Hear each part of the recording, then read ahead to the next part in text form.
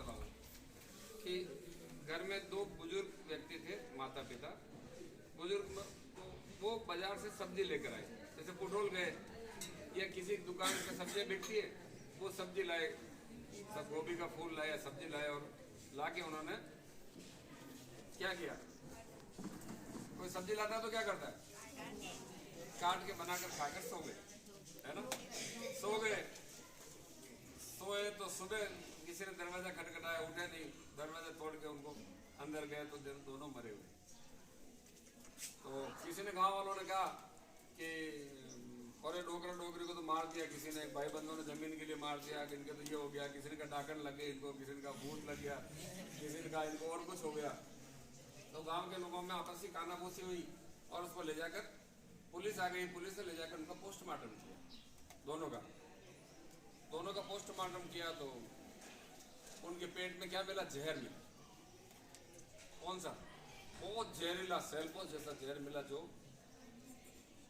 कीटाणुओं को मारता है। सब्जियों के ऊपर कीटाणु होता है, जैसे अभी मोयला होता है या दूसरी दवाई कोई कीड़ा लगता है, तो वो जहर उसके शरीर में पाया गया जो कीटाणुओं को मारता है। और उससे फिर इस रिजल्ट तक पुलिस पहुंची कि दवाइयों के, सब्जियों के ऊपर जो दवाइयाँ छिड़की गई थी, उन दवाइयों की वजह से दोनों की मौत हो गई। समझ रहे हो बात को। बच्चों को कई बार उल्टियाँ होती है खाना खाने के बाद, तो क्या होता है, फूड पॉइजनिंग होता नहीं होता। और हमारा रोटी खाते थे, हमारा जीव घबराई हो, क्या नहीं क्या मामा, तो क्या होता, फूड पॉइजनिंग होता है। शरीर में इतनी ताकत होती है कि फूड पॉइजनिंग को कंट्रोल कर लेते हैं कई तो, और कई नहीं कर पाते हैं, है ना। तो उस फूड पॉइजनिंग की वजह से मैं भी इस चीज़ से गुजरा हुआ हूँ। मेरे परिवार में भी एक बड़ी घटना फूड पॉइजनिंग की वजह से हुई, डिहाइड्रेशन से हुई, है ना। इसके महत्व को जो वही समझ सकता है, जिसको ठोकर लगकर जो गिरता है ना, उसी को होता है ये एहसास। तो अपने को क्या करना है, अपने घर में कोई भी सब्जी आती है तो कभी भी उसको सीधी नहीं खानी, उसको बढ़िया पानी से धोनी है। और अपने माता पिता को, गाँव में देखा आपने, देखो आरना के कोई लोग होंगे, पीपलांच के भी होंगे और गाँव के होंगे, कई लोग मर गए, उनके क्या हुआ, कैंसर लीकेज मरी गई, हुआ कि नहीं हुआ, इसके कैंसर हो गया, फिर फलाना को तो कैंसर मर गई, या फलाना जी चैन सिंह जी कैंसर से शांत हो गए, या सदर सिंह जी की पत्नी कैंसर शांत हो गई, या फलाना को कैंसर हो गया, कहते नहीं कहते। तो ये क्यों हो रहा है, ये क्यों हो रहा है, इसलिए हो रहा है, ये इसलिए हो रहा है कि हम लोग जो 2 रुपये किलो वाला अनाज खाते हैं, ये गंगानगर हरियाणा से आता है, बहुत जहरीला अनाज है। हमारे माता पिता को इसके लिए हम लोग समझाएं। ऐसी जगह बैठने का अवसर कम मिलता है, इसलिए इस बात को भी मैं बीच में जल्दी से आप लोगों के बीच में रखूं कि हमारे माता पिता को, परिवार के लोगों को इस बात के लिए समझाओ कि घर का जो किचन गार्डन है, जहाँ से वेस्ट पानी, बर्तन धोने का पानी, नहाने का पानी, इस तरह का जो पानी है, नल का पानी, किचन गार्डन में हम लोग कैसे सब्जियां खुद उगाए, प्याज, लहसुन, हरी मिर्ची, धनिया, पुदीना, ये खुद हम वहाँ पर किचन गार्डन में बो के और उसका रोज उपयोग कर सकते हैं। अपने छोटे छोटे खेतों में सरकार इसके लिए बड़ा सहयोग कर रही है, ड्रिप का पैसा दे रही है, उस पर अनुदान दे रही है, सोलर पर अनुदान दे रही है, पाइपलाइन पर अनुदान दे रही है। अनुदान का मतलब समझते हो क्या है, सब्सिडी, छूट। तो उसमें अपने परिवार के लोगों का कि पापा मैं तो गेहूं तो वही खाऊंगी जो अपने खेतों में हो, 1 बोरी या 2 बोरी गेहूं भी अपने खेतों में पैदा हो, ऐसी व्यवस्था करो। और इसके लिए सरपंच साहब आपकी मदद करने के लिए तैयार। ये काम आप लोग करो। खाने जितना अनाज, खाने जितनी सब्जियां और पीने जितना दूध अपने घर में पैदा होना चाहिए। अब अपने को उस लाइन पर चलना है।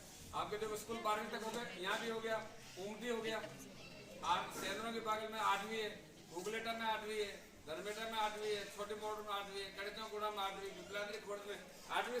स्कूलों के लिए आपको दूर नहीं जाना पड़ता है, पानी आपके घरों में आ रहा है, नल से आ रहा है, कुओं में पानी है। स्कूलों में 8 तक के बच्चे स्कूटी लेकर आते जाते हैं। सब गांव में रोडें हो गई, बिजली हो गई, पानी हो गया, स्कूलें हो गई, सब हो गया। तो अब लोग अपने को इस पर जाना है। खाने जितना अनाज, तो ऑक्सीजन हम पैदा कर रहे हैं, पीने का पानी हम बचा रहे हैं, शिक्षा हम ले रहे हैं, सब हम ले रहे हैं। तो अब अपने को उस मिशन पर चलना है कि खाने का जितना अनाज, साल में 2 बोरी 5 बोरी एक गेहूं हमारे परिवार में खाने के लिए लगता है, उतना अनाज हम खुद हमारे खेतों में पैदा करेंगे। सब्जियां जितनी चाहिए उतनी हमारे खेतों में तैयार करेंगे। और दूध जितना हमें चाहिए बाजार बाजार से दूध आ रहा है। मैं भी घटना देखी गुरुजी मैंने कि मेरे को एक व्यक्ति ने कहा कि यार फला जगह मेरे केचुओं का खाद बनता है नर्सरी में, तो उस केचुओं के खाद में दही का पानी जो होता है ना, दही बनने के बाद जो पानी निकलता है वो पानी डालने से केचुआ ज़्यादा पनपता है। तो मैंने कहा यार फला जगह वहाँ चलते हैं, वहाँ एक बड़ा प्रोजेक्ट है, वहाँ से मुंबई में करीब 100 क्विंटल पनीर रोज़ जा रहा अपने आस अपने यहाँ से 30 किलोमीटर दूरी। तो मैं मेरी गाड़ी लेकर वहाँ गया किसी के साथ और बिना परमिशन में अंदर घुस तो गया, और जैसे अंदर गया तो मैंने मोबाइल से उसकी वीडियो बनानी शुरू की, तो वो सेठ दौड़ कर आया मेरे पैर पकड़ने से, बोले भाई साहब मेरे को मरवा दो कि वीडियो मत बनाओ, उसका फोटो मत बनाओ।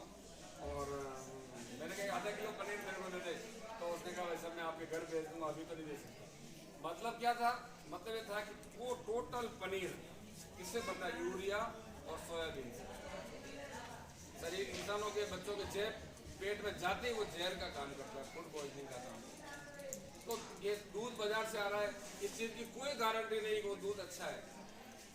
जो घी बाजार से आ रहा है उसकी कोई गारंटी नहीं। मैं आप बच्चों को विजिट करा सकता हूँ, मैं दावे के साथ कह रहा हूँ गुरुजी, मैं बच्चों को विजिट करा सकता हूँ कि जो केमिकल का घी बन रहा है वो कैसे बन रहा है, मैं आपको दिखा सकता हूँ मौके पर ले जाकर।